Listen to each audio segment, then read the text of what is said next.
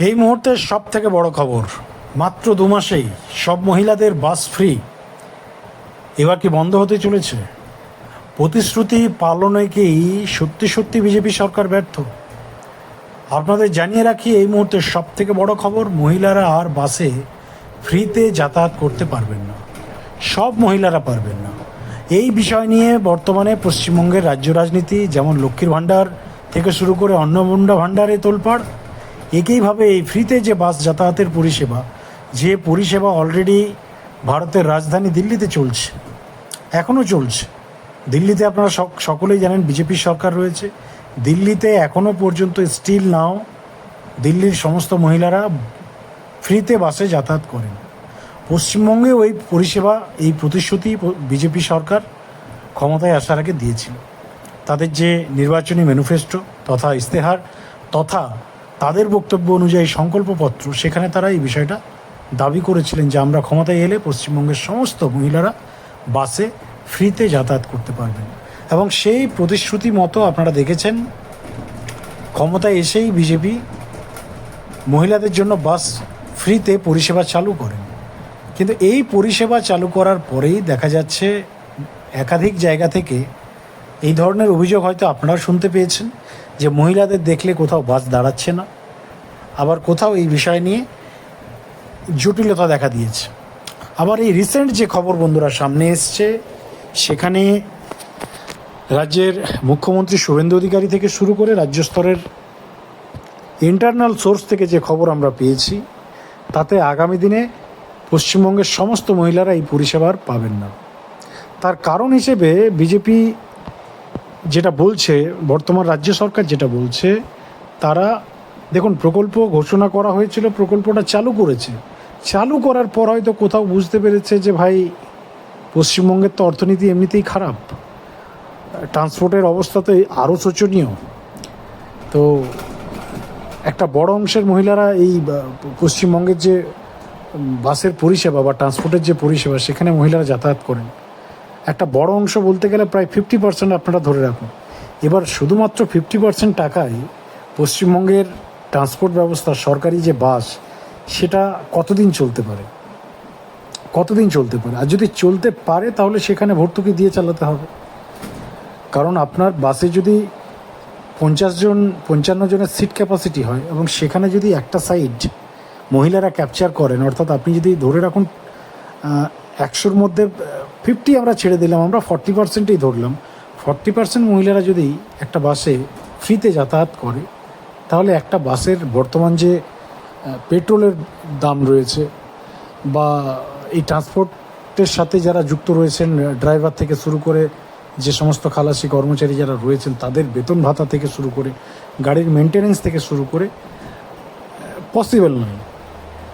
একটা বাস 50% টাকা দেবে, 50% টাকা দেবে না, এইভাবে মানে চালানো সম্ভব নয়। এবং সম্ভব হলে সেটা রাজ্য সরকারকে ভর্তুকি দিয়ে চালাতে হবে। এবার রাজ্য সরকার কত জায়গাতে ভর্তুকি দেবে? এই অন্নপূর্ণা ভাণ্ডার নিয়ে মারাত্মক চাপে রয়েছে রাজ্যের অর্থ দপ্তর। তার সঙ্গে কর্মচারীদের ডিএর যে রায়, সুপ্রিম কোর্টের 100% ডিএ দিতে হচ্ছে। অবস্থা নাজেহাল বর্তমানের যে নতুন সরকার এসেছে।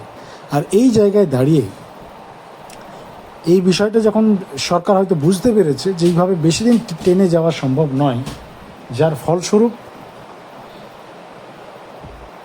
ফলস্বরূপ রাজ্য সরকার এবার এই মহিলাদের বাস যাতায়াতে টার্ম অ্যান্ড কন্ডিশন শুরু করেছে। সেই টার্ম অ্যান্ড কন্ডিশনটা হচ্ছে যে রাজ্য সরকারের কিছু ইন্টেলিজেন্স এজেন্সি নাকি এই ধরনের খবর পেয়েছে যে সব মহিলারা নাকি ফ্রিতে যাতায়াত করতে চাইছেন না। এই যুক্তিটা বা এক কথায় বলতে পারেন এই অজুহাতটা দেখানো হচ্ছে যে সব মহিলারা নাকি ফ্রিতে বাসে যাতায়াত করতে চাইছেন না, তারা টিকিট কেটে যাতায়াত করতে চাইছেন। অর্থাৎ যারা আর্থিকভাবে স্বাবলম্বী বা যাদের আর্থিক অবস্থা ভালো, তারা মনে করছেন যে আমরা কেন ফ্রিতে যাতায়াত করব, আমরা টিকিট কেটেই যাতায়াত করব। এই অজুহাতটা রাজ্য সরকারের পক্ষ থেকে দেখানো হয়েছে। এবং রাজ্যের মুখ্যমন্ত্রী শুভেন্দু অধিকারী মহাশয় থেকে শুরু করে আরও একাধিক জায়গা থেকে আপনারাও হয়তো এই ধরনের স্টেটমেন্ট শুনেছেন যে এবার এই রাজ্য সরকারি যে বাস পরিষেবা ফ্রির, সেখানে পিঙ্ক কার্ড অর্থাৎ হলুদ রঙের একটা কার্ড দেওয়া হবে মহিলাদের। এবং যাদের ওই হলুদ রঙের কার্ড থাকবে তারাই শুধুমাত্র ফ্রিতে যাতায়াতটা করবেন। এবার বুঝতেই পারছেন, লক্ষ্মীর ভাণ্ডার যেমন 2.5 কোটির মধ্যে 1,30,00,000 বর্তমানে পেয়েছে, আর বাকিরা হয়তো কিছু জন পাবে। অর্থাৎ এক কথায় একটা অংশের মহিলারা পাবেন, সবাই পাচ্ছেন না বা পাবেন না। তো এই হচ্ছে বন্ধুরা পুরো বিষয়টা। রাজ্য সরকার বুঝতেই পারছেন এখানে টোটালি তারা একটা বিষয় সামনে নিয়ে আসছে, যেখানে কিছু একটা শ্রেণীর মহিলাদের এই পিঙ্ক কার্ড দেওয়া হবে, আর এই পিঙ্ক কার্ড কারা পাবেন কারা পাবেন না তার মধ্যেও টার্ম অ্যান্ড কন্ডিশন লাগানো হবে, ক্যাটাগরি হয়তো সামনে নির্দেশিকা আসবে এবং তারা এই পরিষেবাটা পাবে। অর্থাৎ সবাই পাচ্ছে না। আর এর যদি ফাইনাল ভার্ডিক্টে আমরা আসি, তাহলে একটা কথা পরিষ্কার, যে কমিটমেন্ট ছিল যে সবাই পাবে ফ্রিতে বাসের পরিষেবা, সেটা কিন্তু রইল না বা থাকছে না। এবং তার সঙ্গে আরেকটা বড় বিষয়, দেখুন সমস্যা রয়েছে গভর্নমেন্টের, এই নিয়ে কোনো সন্দেহ নেই, এইভাবে টানাও পসিবল নয় বেশি দিন। এবং তার সঙ্গে এটাও আমরা বলবো যে এক্সকিউজটা দেওয়া হচ্ছে রাজ্যের পক্ষ থেকে, যে সব মহিলারা নাকি চাইছেন না নিজের থেকে, এই এক্সকিউজটা হয়তো সত্যি কথা বলতে বাংলার মানুষের হজম হচ্ছে না। তার কারণ বাঙালিরা মানে কোনো কিছু চাইবে কি চাইবে না, এই বিষয়ে যদি আমরা ডিবেটে আসি, তাহলে একটা বিষয় দেখুন, মানে হয়তো আপনারা অনেকে এটাকে অস্বীকারও করতে পারেন, এটা নিয়ে বিতর্কও থাকতে পারে, কিন্তু যেটা বাস্তব ফ্যাক্ট, বাঙালিদের ফ্রিতে মানে আপনি যা দেবেন তারা কখনো সেটা নিতে অস্বীকার করবে না। এটা বাঙালিদের একটা মানে আজকের ডেটের বাঙালিদের বলতে পারেন ট্র্যাক রেকর্ড বলতে পারেন। বাঙালিদের ফ্রিতে আপনি কিছু দেবেন আর সেটা তারা নেবে না।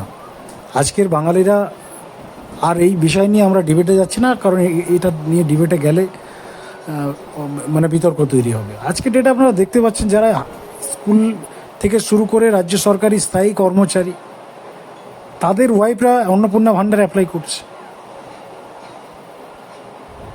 যারা সরকারের অলরেডি ভাতা পাচ্ছে, আশাকর্মী, আইসিডিএস কর্মী বা আরও যারা রয়েছেন, তারা অন্নপূর্ণা অ্যাপ্লাই করছে। সরকারি ফ্রি পরিষেবা আজকের ডেটের কোনো মানুষ, কোনো বাঙালি নেবে না। মানে অতটাও সৎ ব্যক্তি এই 2026-এ নেই পশ্চিমবাংলায়, আর যদি রয়েছে তার সংখ্যা নেই বললেই চলে, ব্যতিক্রম, রেয়ার। তো অবশ্যই আপনাদের এই বিষয় নিয়ে মতামত জানান, এবং সরকারের এই এক্সকিউজ আপনাদের ডাইজেস্ট হচ্ছে কিনা লিখে জানাবেন, এবং চ্যানেলে নতুন থাকলে অবশ্যই চ্যানেলটিকে সাবস্ক্রাইব করে আমাদের সঙ্গে থাকবেন। ধন্যবাদ।